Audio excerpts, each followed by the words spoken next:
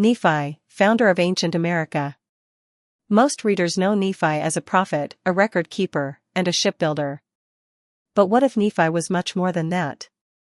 What if he was one of the ancient world's great founder-technologists, a man who combined revelation, engineering, craftsmanship, leadership, and vision to establish an entirely new civilization? When Nephi departed Jerusalem around 600 BC, he did not merely undertake a journey. He began a process that would eventually create a new people, a new culture, and a new Zion. This presentation explores Nephi not only as a religious figure, but as a builder, innovator, colonizer, and nation founder. The question before us is simple. Could Nephi have been one of the most consequential civilization builders in ancient history? A civilizational mission. Migration moves people. Colonization moves people, knowledge, technology, and systems. Nephi's journey was not simply an escape from Jerusalem. He carried a complete civilizational package. He brought sacred records. He brought covenant traditions. He brought technical knowledge. He brought leadership. He brought the foundations necessary to establish a new society. The brass plates alone represented centuries of accumulated religious, historical, and cultural knowledge. Nephi understood that a people without memory eventually ceased to be a people. His mission was therefore larger than survival. It was preservation. It was transmission. It was civilization building. Nephi carried more than people across the sea. He carried the elements of civilization itself. Master of the furnace. The first major technology demonstrated by Nephi is metallurgy. In 1 Nephi 17, he is commanded to obtain ore and make tools. This seemingly simple statement reveals a remarkable chain of capabilities. He had to identify ore. He had to build a furnace. He had to construct bellows. He had to control airflow and temperature. He had to smelt metal. He had to forge tools. In the ancient world, tools were the foundation of civilization. Without tools there can be no agriculture. Without agriculture there can be no cities. Without cities there can be no civilization. Nephi's ability to transform rock into tools reveals a practical intelligence and engineering mindset that extends far beyond what many readers imagine. He mastered the furnace. And through the furnace, he gave his people the power to build. Steel, brass, gold, and silver. In 2 Nephi 5:15, Nephi reports that he taught his people to work in iron, steel, copper, brass, gold, silver, and precious ores. This is one of the most technologically significant passages in the Book of Mormon. These metals represent different temperatures, different techniques, and different applications. Iron creates tools. Steel improves durability. Copper and brass support craft and utility. Gold and silver require refining and careful handling. Nephi was not merely working metal. He was teaching metallurgy. He was transmitting industrial knowledge. The forge became a school. A place where raw materials became useful goods. And where knowledge became prosperity. The forge was one of the foundations of the new Zion Nephi sought to establish. The shipbuilder. Perhaps Nephi's most famous achievement was building a ship. But we often underestimate what this required. A successful ocean voyage demands engineering, materials, organization, leadership, navigation, provisioning, and courage. Nephi's vessel was built not after the manner of men. Whatever that phrase means, it implies innovation. In this presentation, we consider the possibility that Nephi's ship resembled a large two-hulled ocean-going catamaran, similar in principle to later Polynesian designs. Such vessels offer stability, cargo capacity, and long-range capability. Whether or not that exact form is correct, the point remains. Nephi built a vessel capable of crossing an ocean. He did not merely build a ship. He built a bridge between worlds. Bountiful, the University of the Ancient World. Before crossing the sea, Nephi spent years in Bountiful. Bountiful was more than a campsite. It may have been one of the most important learning environments in Nephi's life. If located near ancient maritime trade routes, Bountiful would have exposed Nephi to merchants, mariners, craftsmen, and travelers from distant lands. Knowledge traveled along these routes. Shipbuilding techniques, cordage methods, navigation skills, resin technology, trade systems, economic ideas, access to novel goods, exposure to new possibilities. Bountiful may have served as a living university. A place where observation became knowledge. And knowledge became capability. At Bountiful, Nephi was not merely sheltered. He was prepared. Founder of a new society. Upon arriving in the Promised Land, Nephi immediately began building. He organized a people. He taught skills. He established law. He built a temple. He encouraged industry. He strengthened families. He preserved records. He created social order. Civilizations do not emerge automatically. They must be cultivated. Nephi appears to have understood this deeply. His efforts transformed a small migrant group into a functioning society. A few tents became villages. Villages became cities. Cities became a nation. Nephi was not merely settling a new land. He was laying the foundations of civilization. A righteous society built to last. The purpose of Nephi's work was not simply prosperity. It was righteousness. He envisioned a society built upon faith, covenant, knowledge, and gratitude. His people built temples. They preserved records. They taught their children. They remembered their source. Their strength came not only from technology but from purpose. Knowledge without righteousness can destroy. Knowledge guided by righteousness can build. Nephi's society sought to unite faith and practical capability. That combination produced stability, growth, and continuity. Their example demonstrates that civilization flourishes when spiritual and practical foundations reinforce one another. Nephi's technologies and innovations. Nephi's achievements extended across many fields. He demonstrated knowledge of metallurgy and furnace operation. He understood bellows and airflow control. He worked wood and likely mastered advanced joinery. He designed and built a seaworthy vessel. He used fire not only for forging but potentially for drying, preservation, and material preparation. He managed resources. He organized labor. He preserved knowledge. He adapted to new environments. Some have even speculated that Nephi was unusually observant of natural forces and material behaviors that others might overlook. Whether every specific reconstruction is correct is less important than the overall picture. Nephi emerges as a founder-technologist. A prophet builder. A man who combined revelation with craftsmanship. His greatest innovation may not have been any individual technology. It may have been his ability to integrate many technologies into a functioning civilization.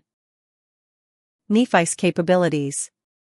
Nephi is often remembered primarily as a prophet, record keeper, and shipbuilder, yet the narrative also presents him as a figure of unusual practical capability. In this interpretive model, Nephi emerges not merely as a spiritual leader, but as a craftsman-engineer whose abilities spanned metallurgy, woodworking, thermal processing, logistics, and perhaps a keen awareness of unusual natural forces. While many of these conclusions move beyond explicit textual claims, they form a coherent speculative framework for understanding his role as a founder-technologist. One of Nephi's clearest demonstrated abilities is metalworking. In 1 Nephi 17, he is commanded to build tools and is directed to locate ore. This suggests at minimum an understanding of ore recognition, extraction, and the transformation of raw mineral material into useful implements. The making of tools implies not simply hammering found metal, but some degree of smelting, shaping, and controlled heat application. The construction of bellows is especially significant. Bellows indicate awareness of airflow management and temperature amplification. In ancient metallurgy, the difference between a simple fire and a productive forge is controlled oxygen. Nephi's ability to create bellows suggests practical experimentation or acquired knowledge in thermal engineering. This points toward broader competence in forge work. If Nephi produced edged tools sufficient for shaping timber and constructing a vessel, he likely understood hardening, repeated heating, and the disciplined labor of transforming ore into durable implements. Whether this was advanced metallurgy or basic bloomery-like processing remains uncertain, but the text strongly presents him as materially resourceful. Nephi also appears as a capable woodworker. Shipbuilding required more than cutting trees. It demanded measuring, shaping, joining, balancing, and structural reasoning. Hull geometry, support beams, decking, and possible storage compartments all required practical spatial understanding. In this framework, Nephi was not merely a laborer, but a builder capable of integrating multiple materials into a coherent design. Closely tied to woodworking is the speculative idea of drying or kilning timber. Though the text does not explicitly describe kiln-dried planks, the repeated emphasis on fire, tools, and construction allows some interpretive space for considering controlled drying of wood. If Nephi understood that properly cured wood sealed better, warped less, and held structural integrity, this would strengthen his profile as a thoughtful craftsman. In this reading, Nephi's relationship with fire extends beyond metallurgy. Fire could have served multiple purposes: forging, hardening, drying, preservation, and perhaps resin preparation. A shipbuilder in a coastal arid environment would have benefited from understanding how heat changed both metal and wood. The question of joinery and vessel construction is equally important. A seaworthy ship required fastening systems, possibly pegs, lashings, seams, or resin sealing. Whether monohull, broad-hulled, or some innovative hybrid form, the narratives, not after the manner of men phrase has led to speculation that Nephi's design reflected unusual structural thinking. In this perspective, innovation lies not in invention from nothing, but in adaptive engineering. This leads naturally to the possibility of material observation and proto-scientific reasoning. A craftsman working with ore, fire, resin, wood, and polished surfaces would regularly observe unusual physical behaviors. Heat expansion, friction, static attraction, magnet-like properties, or charge-like shocks may have been noted even if not formally understood. From this comes the speculative discussion of possible electromagnetism or electrostatic awareness. There is no textual evidence that Nephi understood electricity in a scientific sense. However, dry climates, animal fibers, polished materials, amber-like resins, and metal contact can create observable static phenomena. In a symbolic reading, Nephi may have been unusually attentive to natural forces that others interpreted only as wonder. The episode where Nephi's brothers are shaken has sometimes inspired such speculation. While the text frames this as divine power, some readers explore whether Nephi's broader familiarity with materials and unusual physical effects contributed to a reputation for commanding forces beyond ordinary experience. This remains interpretive, but it fits a larger portrait of him as materially observant. A major part of this model is Bountiful as a knowledge corridor. If Bountiful was near a southern Arabian maritime commercial region such as Dhofar, it may have been more than a resting place. It may have functioned as a regional crossroads where travelers, traders, mariners, craftsmen, and caravan networks converged. Such a setting could have exposed Nephi to knowledge stores carried by travelers. These would not necessarily be written libraries, but practical living knowledge. Ship forms, cordage methods, sail handling, hull repair, resin use, provisioning strategies, cargo balancing, weather cycles, and coastal navigation. A maritime hub transmits knowledge through observation as much as instruction. Bountiful may also have provided exposure to economic technologies. Resin harvesting, bundling, transport systems, trade valuation, durable goods, and long-range exchange could all have shaped Nephi's understanding of how resources become portable wealth. This would fit a founder-colonist preparing not only a voyage, but a new civilization. Nephi carried more than people and records to a new land. In this interpretive framework, he may have brought a broader founding package that included not only sacred texts and family lineage, but also transferable systems of life and civilization.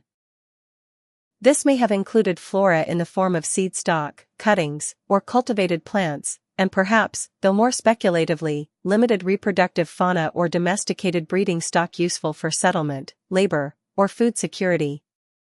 Whether every biological transfer can be demonstrated textually remains uncertain, but the larger pattern suggests colonization rather than mere migration. Alongside these living resources, Nephi may have carried innovative capabilities. Metallurgy, woodworking, controlled heat practices, structural reasoning, vessel construction, resource preservation, and adaptive engineering. Just as important, Bountiful may have taught him a practical economic logic of exchange. If Bountiful functioned as a maritime commercial corridor, Nephi could have observed how wealth moved through systems of production, transport, and trade. Resin harvested from living trees, bundled goods carried by caravan, durable commodities exchanged across distance, and knowledge transferred through travelers, merchants, and mariners. Such a place would have shown him that wealth was not only measured in silver, but in portable goods, renewable resources, labor, and relationships of exchange. In that sense, Nephi may have brought to America not merely physical cargo, but a transferable civilizational toolkit.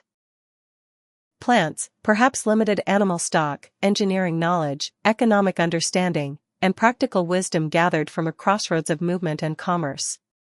Whether every detail can be proven textually is secondary to the broader synthesis. Nephi emerges here as a prophet builder and founder-technologist whose greatest capability was the integration of revelation, craftsmanship, observation, and learned exchange into the seeding of a new society.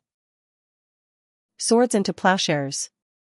We conclude with Isaiah's great vision. They shall beat their swords into plowshares, and their spears into pruning hooks. Isaiah 2 verse 4. This verse captures the ultimate purpose of civilization. Technology exists for a reason. The goal is not conquest. The goal is cultivation. The sword protects. The plowshare sustains. The pruning hook increases abundance. Nephi's story reflects this transformation. The same skills that forge weapons can forge tools. The same knowledge that builds armies can build communities. The same ingenuity that enables survival can create prosperity. Nephi's legacy is not merely one of exploration or invention. It is one of transformation. He turned knowledge into capability. Capability into civilization. And civilization into a covenant society. His example suggests that when faith, knowledge, craftsmanship, and vision are united, people can build more than cities. They can build a new Zion. And in the language of Isaiah, they can turn swords into plowshares and spears into pruning hooks.